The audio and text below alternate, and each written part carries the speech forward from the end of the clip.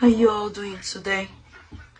I will be showing you how to make pastelon with plantain. I'll be using about 2 or 3 plantain today.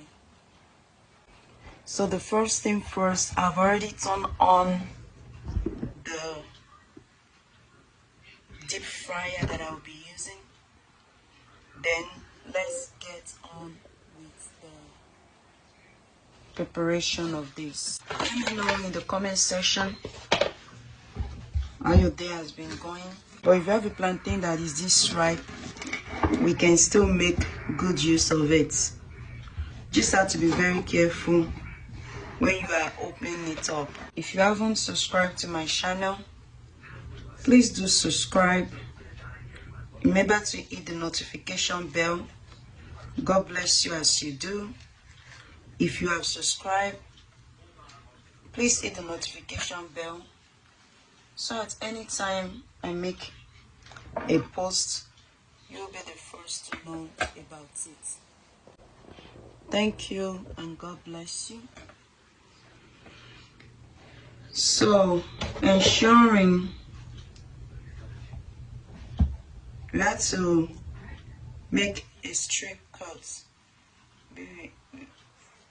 With the plantain being ripe, you have to be very careful. You don't want it to thin. You are not aiming for a thin cut. You know, something like that. I don't know if you can see that it's already breaking. So for that one, I will just go ahead and do this, even though that was not my intention. But in case it breaks, you still go ahead and divide it, okay? Just in case it breaks, that doesn't mean that it's wasted. It's still going to serve its purpose, okay? Just be very careful because you don't want it to break more. We are able to get that done. So I'll carefully arrange it in this plate. Obviously, I'm going to need one more plantain with that. Alright, we're going to use this other one. So just look it up in my channel, Plantain Pop-Off. You will see how you can use overripe plantain as plantain pop-off. The plantains, most of them came out straight. I'll go ahead and transfer them here. So what we do now, the oil is ready for frying. So you are going to carefully arrange. I would go with the half first because I don't want the half to pieces out. Try your best not to make it half, but you know, mistakes is bound to happen in life, so just accept it. Don't overcrowd it and fry. Okay, so at this point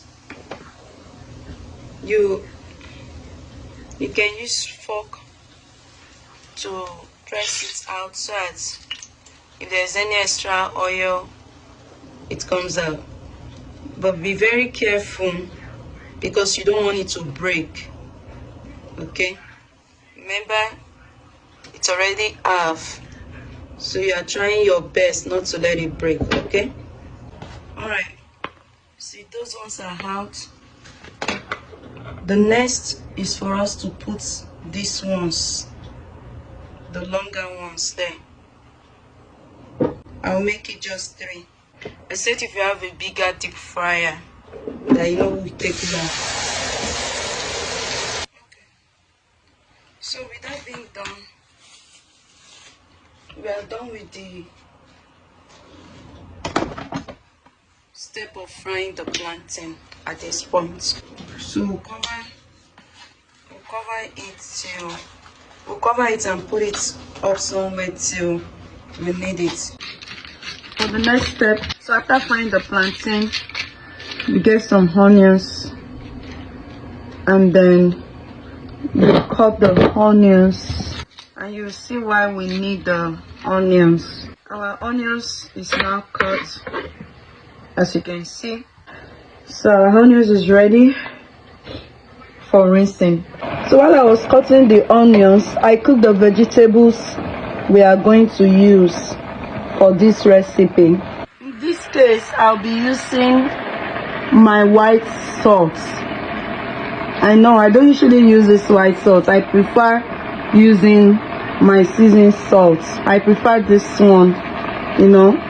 But in this case, in today's one, I'll be using my white salt, the regular salt. Put any salt of your choice and stir it together.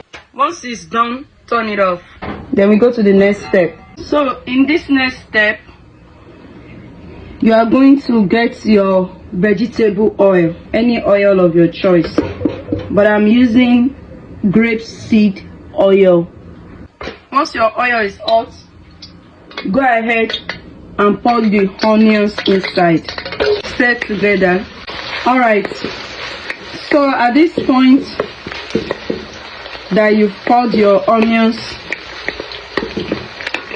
then you pour your pepper. You can either use fresh pepper or you use tomato sauce.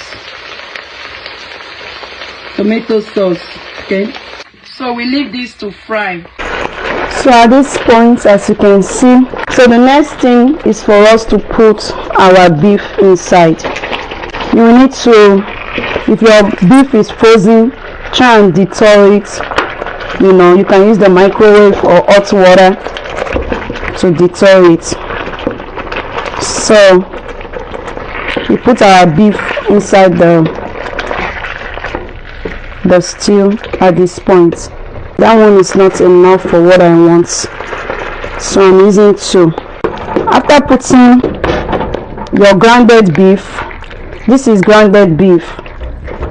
So after putting your grounded beef inside, the next thing is to spice it. As you all know, my seasoned salt.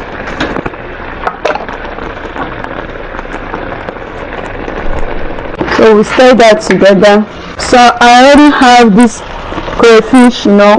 I've cooked this crayfish, I've packed it. So for this recipe, I'll be adding some crayfish.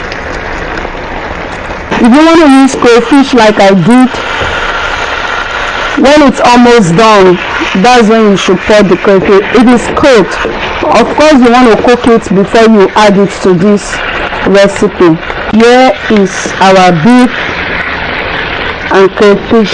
So at this point, after you have fried your beef and your crayfish, remember earlier we were doing the vegetables. So at this point you sieve the water. You don't want water in it, so you sieve the water and you put your vegetables inside. So all you do at this point, reduce the heat because you don't want it to burn. Okay, so I have added the vegetables in this preparation for our pastelon. As you can see, this is ready. So at this point we turn it off.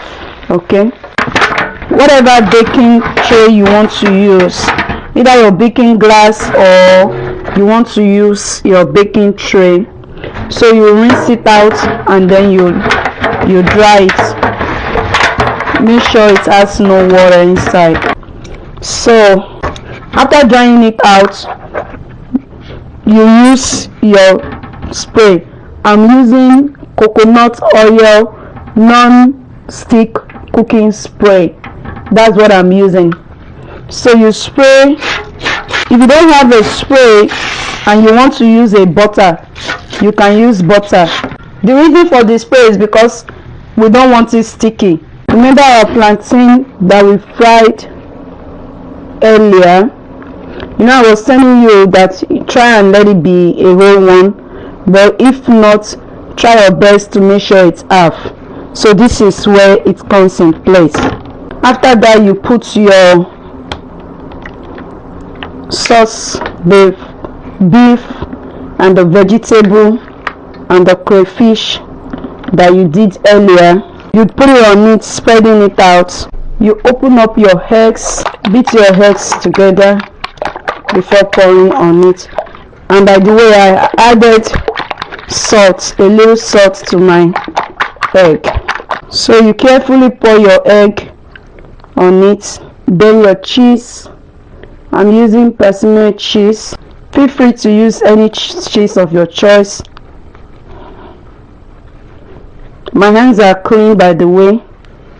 You can use shredded cheese for this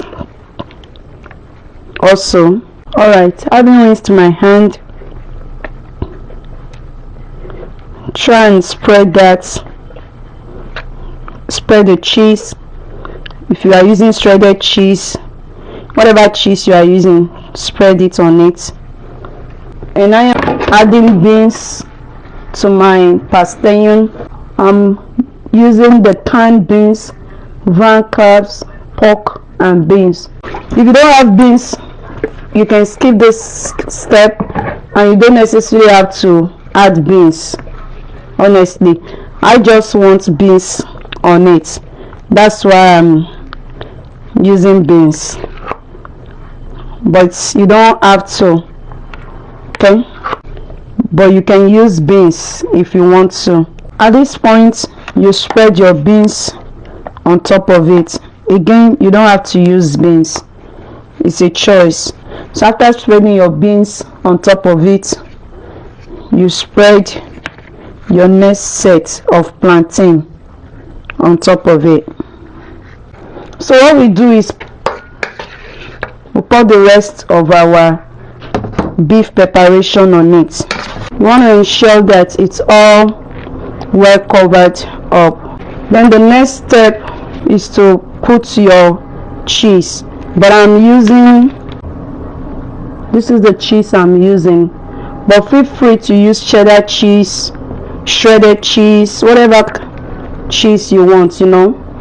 I'll actually be using, I want this to be a bit cheesy, so if you want it to be more cheesy, or you want to feel the cheese on it, if you have this kind of cheese at home, you know, I'm looking at it, it's take a lot of cheese, so the shredded cheese would probably be the best if you have the shredded cheese, and you can use this Pastelon cheese if that's what you want.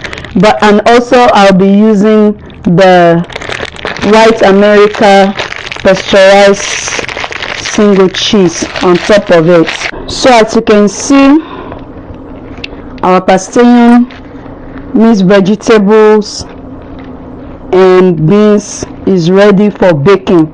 So you bake 25 to 35 minutes at 400 degrees Fahrenheit or 200 degrees Celsius.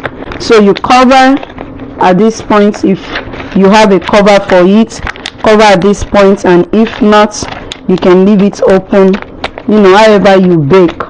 But this is ready for baking. So as you can see, we already did 35 minutes at 400 degrees Fahrenheit, and it has already started. It's already cooking in there, so you wait and let it get done.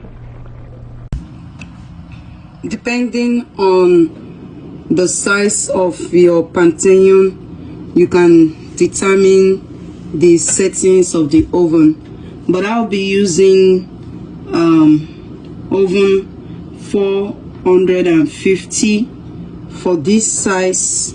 I'll be using 450 for 30 minutes. So timer 30 minutes. So 450 for 30 minutes, and I will just hit start. So while leaving it open in there, so that the heat and everything can help in cooking it. So leave it open in your oven. Please do not cover it. Thank you. So have a look at that. That is done and ready. It's a little bit burnt on top. I mean, at the point I had to reduce the Fahrenheit to 350, Yes, and I reduced it to like 10 minutes. This came out awesomely well. Thank you for watching. God bless you.